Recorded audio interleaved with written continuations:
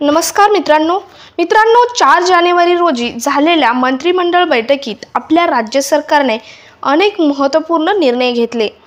त्यामध्ये मग कर्मचाऱ्यांसाठी जुन्या पेन्शनबद्दल असतील, तसेच मंत्रालयीन लिपिक टंकलेकांना दरमहा ठोक भत्ता असेल किंवा शिवडी नावाशिवाय टोल असेल, या संदर्भातील अनेक निर्णय घेण्यात आले। अजूनही काही निर्णय घेण्यात आले आहेत मित्रांनो। यासाठी काही अटीही लावण्यात आल्या आहेत। तर हे सर्व निर्णय काय असणार आहेत किंवा हे निर्णय का लागू केले आहेत याची सर्व इन्फॉर्मेशन आपण आजच्या व्हिडिओमधून पाहणार आहोत। सो मित्रांनो, व्हिडिओ स्किप न करता नक्की शेवटपर्यंत पहा, तरच तुम्हाला सर्व शासन निर्णय व त्यावर घालण्यात आलेल्या सर्व अटी व्यवस्थित समजतील। आणि अजूनही आपल्या चॅनलवर जर नवीन असाल तर चॅनल सबस्क्राइब करा, व्हिडिओ जास्तीत जास्त ठिकाणी शेअर करा। तर मित्रांनो, मुख्यमंत्री एकनाथ शिंदे यांच्या अध्यक्षतेखाली राज्य मंत्रिमंडळाची बैठक मंत्रालयात पार पडली। या बैठकीत अनेक महत्त्वाचे निर्णय घेण्यात आले आहेत, ज्यामध्ये शासकीय कर्मचाऱ्यांना जुन्या निवृत्ती वेतनाच्या पर्यायाच्या संदर्भातील नियम असतील, शिवडी नावाशिवाय अटल सेतूसाठी टोलची जी रक्कम आहे ती निश्चित करण्यात आलेली त्या संदर्भात असेल, तसेच दुधासाठी अनुदानाच्या संदर्भात निर्णय असतील आणि इतरही अनेक निर्णय या बैठकीत घेण्यात आले आहेत।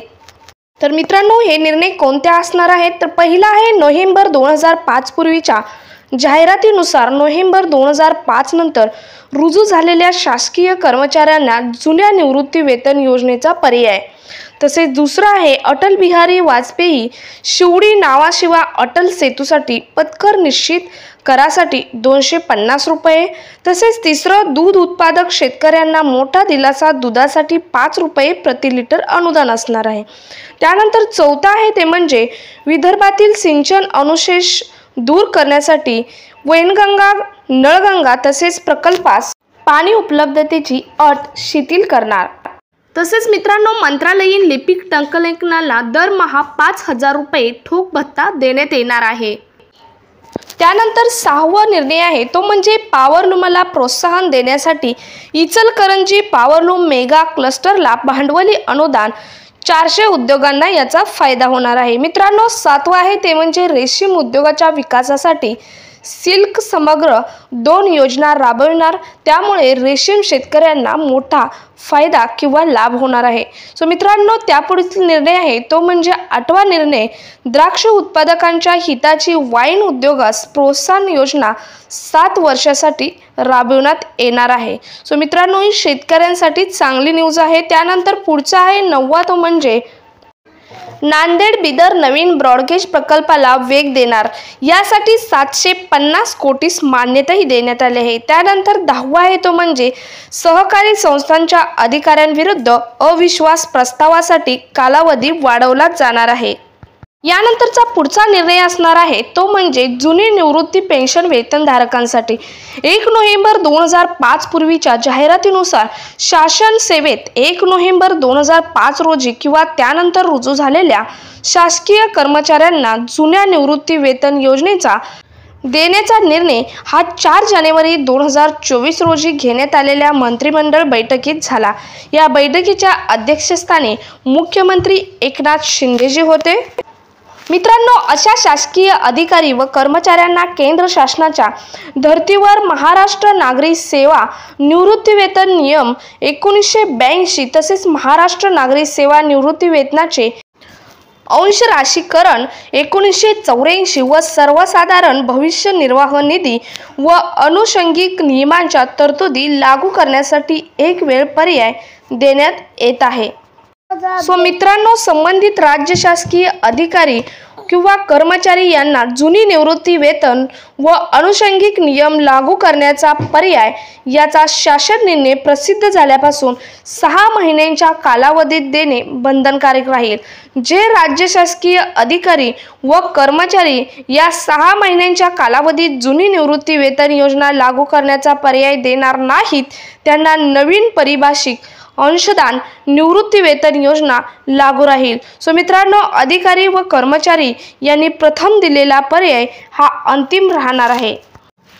सो मित्रांनो, जुनी निवृत्ती वेतन व अनुषंगिक नियम लागू करण्याचा पर्याय संबंधित अधिकारी व कर्मचाऱ्यांनी त्यांच्या नियुक्ती प्राधिकाऱ्याकडे सादर करावा। हा कर्मचारी जुनी निवृत्ती वेतन व अनुषंगिक नियम लागू होण्यास पात्र झाल्यास तशा पद्धतीचे कार्यालयीन ज्ञापन संबंधित नियुक्ती प्राधिकरणाने पर्याय प्राप्त झाल्याच्या दिनांकापासून 2 महिन्यांच्या आत द्यावे। तसेच संबंधित कर्मचारी, शासकीय अधिकारी व कर्मचारी यांचे नवीन पारिभाषिक अंशदान निवृत्ती वेतन योजनेसाठी म्हणजेच योजनेचे खाते तत्काळ बंद केले जातील।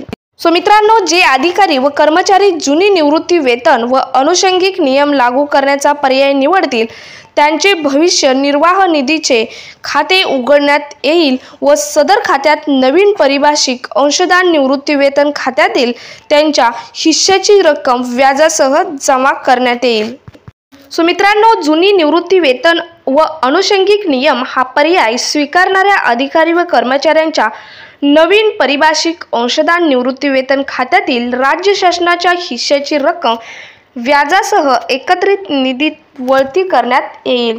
सो मित्रांनो, यानंतर पाहूयात मंत्रालयीन लिपिक टंकलेखकांना दरमहा 5,000 रुपये ठोक भत्ता मिळणार आहे।